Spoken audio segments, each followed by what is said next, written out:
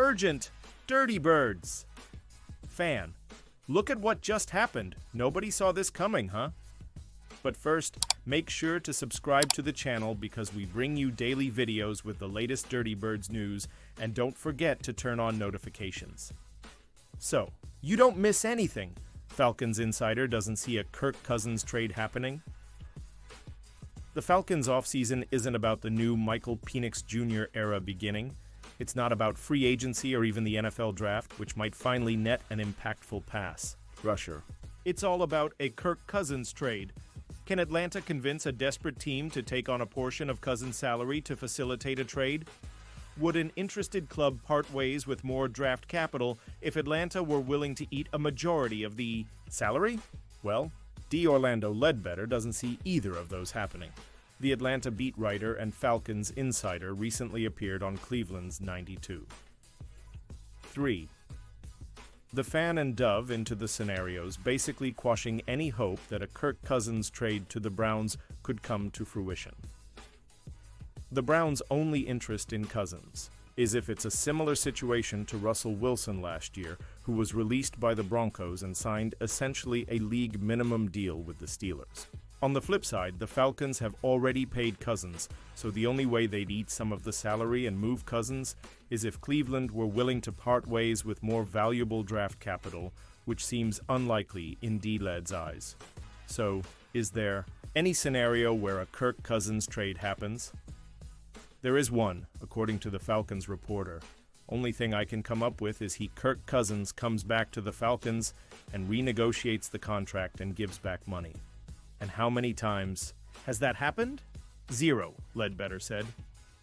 This is an idea that has been kicked around and could make some sense if Cousins wants to play badly enough. This is a guy who many describe as one of the all-time greats when it comes to free agency.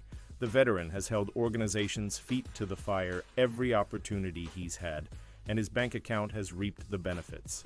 It would be a long shot, but Cousins is in the twilight years of his career, and the Falcons have no incentive to release him.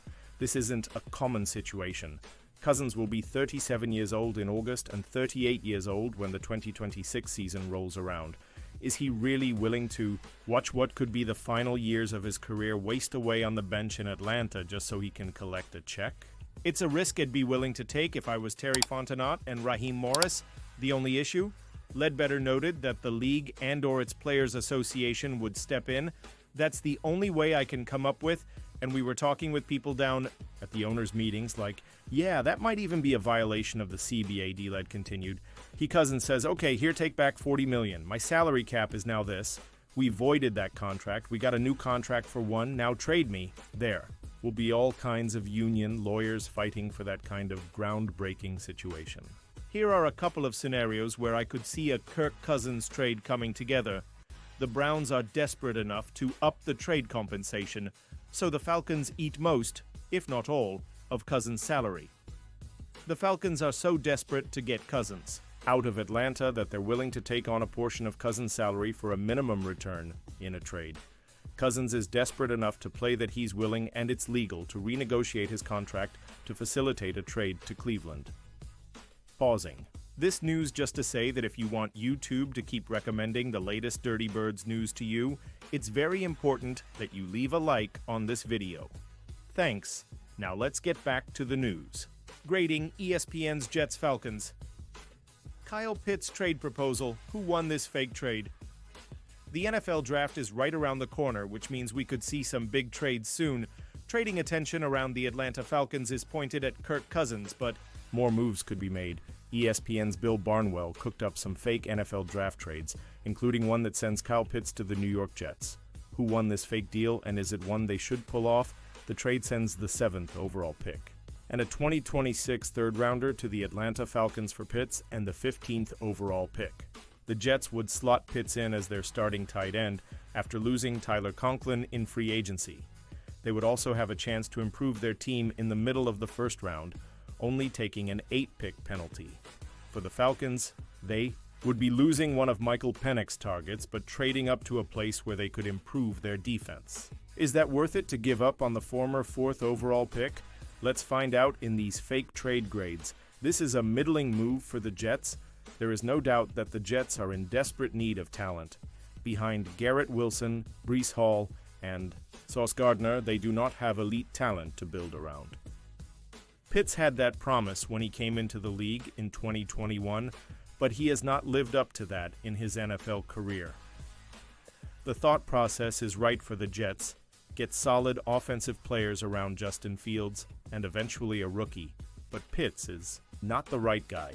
Giving up a third-round pick in 2026 is essentially like the Eagles or Chiefs giving up a second-rounder. The Jets will be near the top of the draft next year and be picking near the top of that third round. But if Pitts blossoms into what he was promised, that is a low price to pay. Moving down 8 spots in what is being considered a weak NFL. Draft is a tough sell for a team in desperate need of talent. They could use that third-round pick in a different trade and stay at number 7 if that is the path they wanted to go. They could also draft Penn State tight end Tyler Warren at number 7. Pitts may not be that valuable to the Jets, who should be looking to save money to sign Wilson and Gardner. This would add another expiring rookie deal to their cap sheet.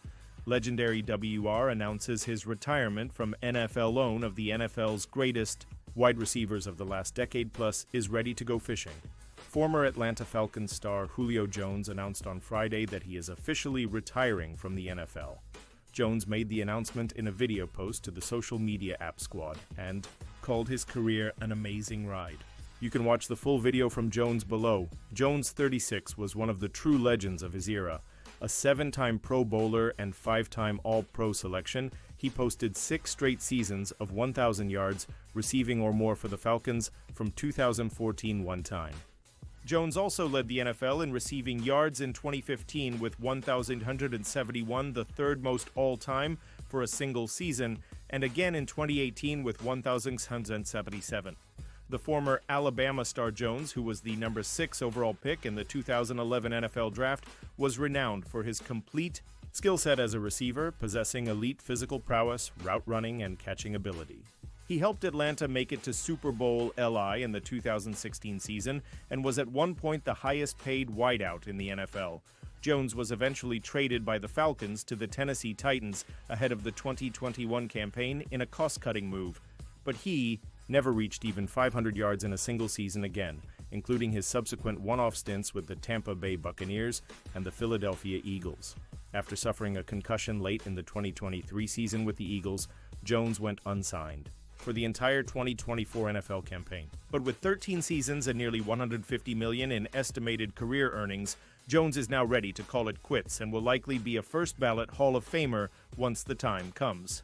And now, Dirty Birds fan, I want to hear from you. What's your opinion on this? Drop your thoughts in the comments. I don't know if you know this, but your opinion matters a lot for Dirty Birds. I'll be back any moment with more Dirty Birds news. ATL, rise up.